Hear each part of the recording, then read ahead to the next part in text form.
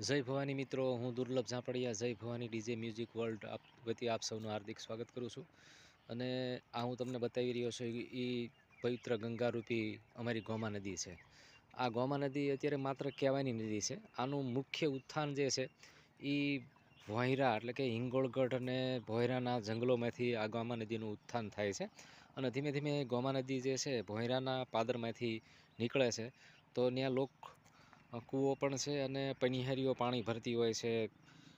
ઘણી બહેનો માતાઓ ત્યાં કપડાં પણ ધોતી હોય છે. ધીમે ધીમે આ ગોમા નદી ત્યાંથી પસાર થતી થતી સતરંગ ધામ એટલે કે રામાપીરની મોટી જગ્યા છે ત્યાંથી પસાર થાય છે.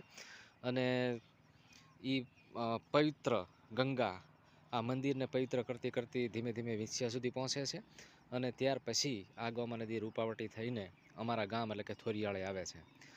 ત્યાર પછી આ ગોમા નદી વાંગત્રા થઈને ગોમા ડેમમાંથી મળે છે એનું પાણી. અને ત્યાર પછી આ ગોમા નદી જે છે ખંભાતના અખાતમાં એટલે કે દરિયામાં વિલીનીકરણ થાય છે.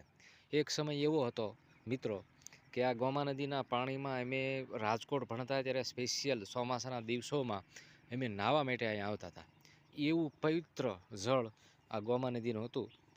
અને અમે આ ગોમા નદીના કાંઠે રેતીના સરસ મજાના મકાન, સરસ મજાના રેતીના મહેલ બનાવતા એક સપનું જોતા હતા. અને રેતીમાં રેતી જેવી આ ગોમા નદીની રેતીમાં અમે રમતા, ધીંગા મસ્તી કરતા, દોડાદોડ કરતા, બધું જ કરતા. પણ સમય બદલાનો, સમયના વહેણ સાથે બધું જ બદલાઈ ગયું. પહેલાં તો દરેક ગામડામાં કાચા મકાન હતા એટલે રેતીની કોઈને જરૂર ન હતી. પણ સમયના વહેણ સાથે બધું જ બદલાણું. અને ત્યાર પછી સિમેન્ટ કોન્ક્રીટનું જંગલ ગામડામાં પણ ઊભું થયું. અને ધીમે ધીમે આ ગોમા નદીના તળમાંથી રેતી બધી જતી રહી. અને અત્યારે તમે જોઈ શકો છો માત્ર ને માત્ર પથ્થર છે.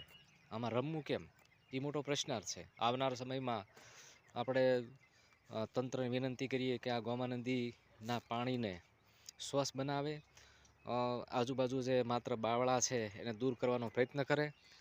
તો કદાચ આ ગોમા નદી આવનાર સમયમાં ગંગા રૂપ ધારણ કરશે અને એનું પવિત્ર પાણી આવનાર સમયમાં લોકોને મળશે. કારણ કે નર્મદા મૈયાનું પાણી તો ક્યાં સુધી આપણે વાપરશું, બરાબર છે?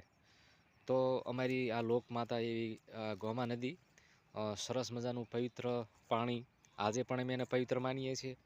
આવનાર સમયમાં આ ગોમા નદી જે છે એ વળી પોતાની સુંદરતા પ્રાપ્ત કરે, ધારણ કરે એવી પ્રભુ પાસે પ્રાર્થના છે. જય માતાજી, જય ભવાની.